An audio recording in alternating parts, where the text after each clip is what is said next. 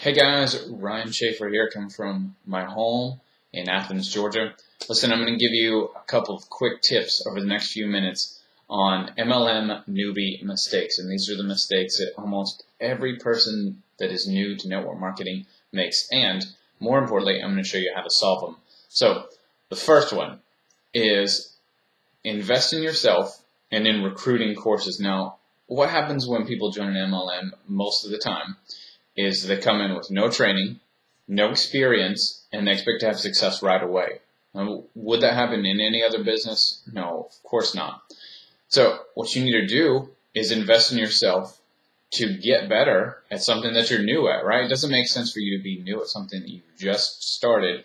And the problem for a lot of people is they don't want to put any more money into something that's new. And what they end up treating it then like is a hobby. And we all know what you do with a hobby, right? You sink money into it. You know, if you hunt or you fish or whatever it is that you like to do, you spend money on that, but it doesn't really bring you any money. Well, that's what happens with an MLM if you treat it like a hobby. If you treat it like a business, you can do very well with it.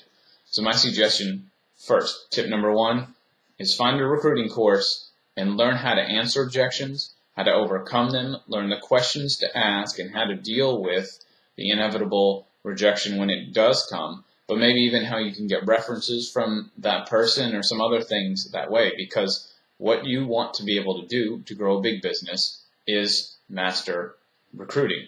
You can always push sales, but that's not going to grow you a big business. That's a huge, huge tip right there. Okay, so invest in yourself, the recruiting. Number two is find an online friendly MLM.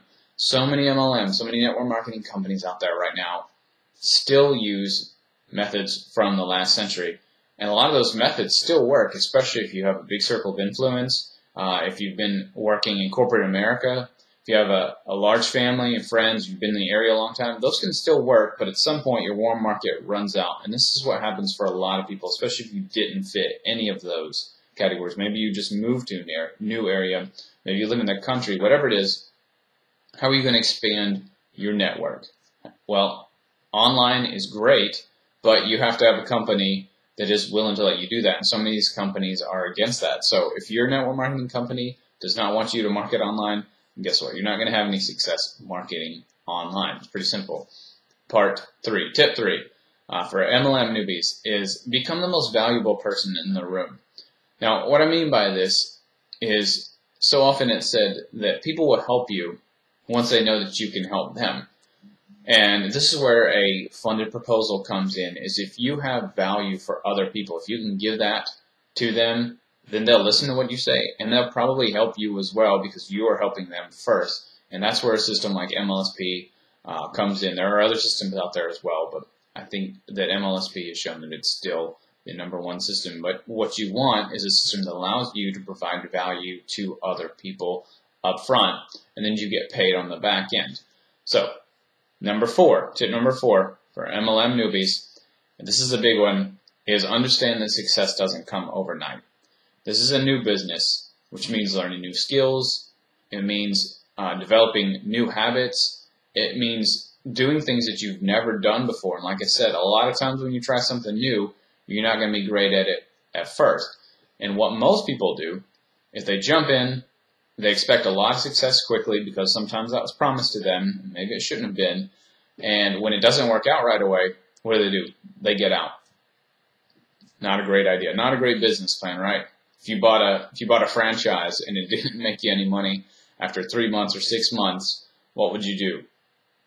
Turn around and sell it for a lot less? Probably not. You'd probably stick with it till you learn to get better at it. Well, that's the same principle here. Understand that a lot of times success doesn't come quickly, but you're building a long-term business. So that ties into tip number 5, which is have that business plan in place. So you want to develop a daily action plan, things that you're doing every day that are helping push your business forward. Not sitting there on Facebook, not checking emails, but actually action steps, okay, that are pushing your business forward, that are creating production, that are productive activities. And you want to develop these habits so that you're doing them on a consistent basis.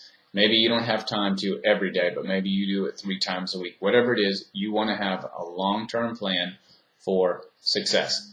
So finally, guys, do you have what it takes to be the next MLM success? Is your MLM online friendly? Do you have what other people want? Are you the most valuable person in the room?